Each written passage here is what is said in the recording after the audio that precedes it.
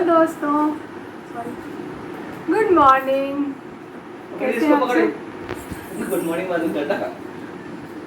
तो हमारी जो सुबह की शुरुआत हो रही है वो आज डस्टिंग एंड क्लीनिंग हो रही है। और ये देखिए दुकान, और मैं एकदम प्योर काम वाली अभी लग रही होंगी। और यहाँ पे मैं काम में लगी हुई थी और आज कृष्णा पूजा है। वैसे ये ब्लॉग थोड़ा देर से अपलोड हो रहा है और इस बार मैं गाँव नहीं जा पाई। ये मेरा दूसरा बार है जब मैं गाँव नहीं गई हूँ कृष्णा पूजा में। एनीवे, वहाँ के लोग खूब अच्छे से सेलिब्रेट करें, खूब मज़े करें।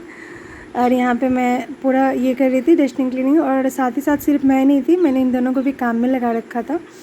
ये दोनों भी मेरे पूरे हेल्प कर रहे थे। और बहुत दिनों से मैं सोच रही थी, इतनी सारी बुक्स सब यूं ही बिखरे पड़े हुए थे, तो मैं सोची कि सबको अच्छे से समेट के रख दूँ।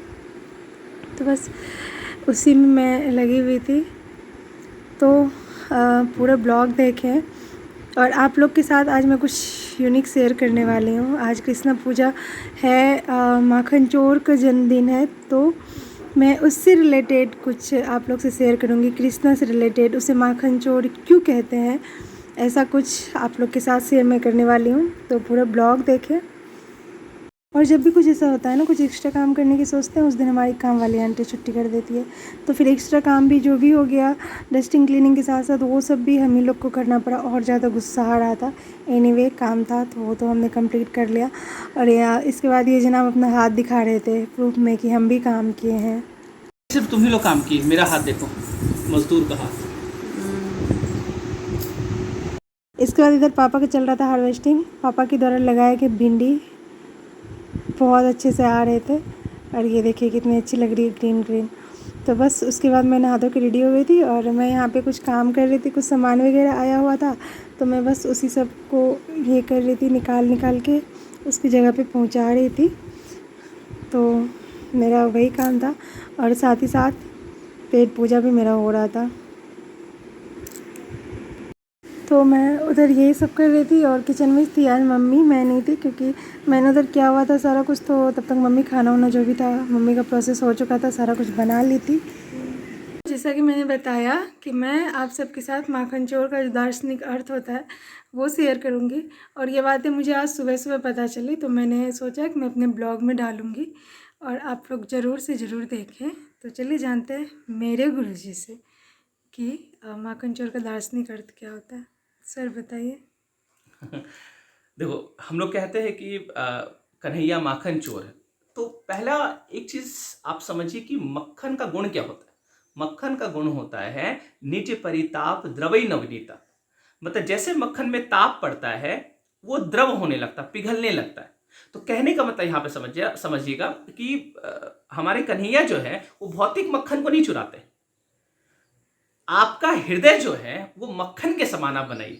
तो यहाँ पे इसके पीछे बहुत बड़ा रहस्य छिपा हुआ है कि आप अपना हृदय को मक्खन के समान बनाइए। कहने का मतलब क्या है कि निज परिताप, मतलब जैसे आप किसी को ताप में देखिए, ताप का मतलब दुख में, किसी को आप दुख में देखिए तो आप भी दुखी हो जाइए। अगर आपका हृदय ऐसा है तो आपका हृदय को भगवान कृष्ण चुरा लेंगे।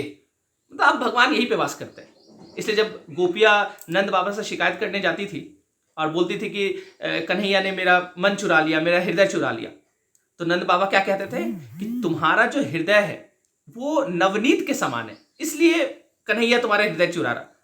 तुम अपने हृदय को कठोर बना लो तो कन्हैया तुम्हारे हृदय नहीं चुराएगा।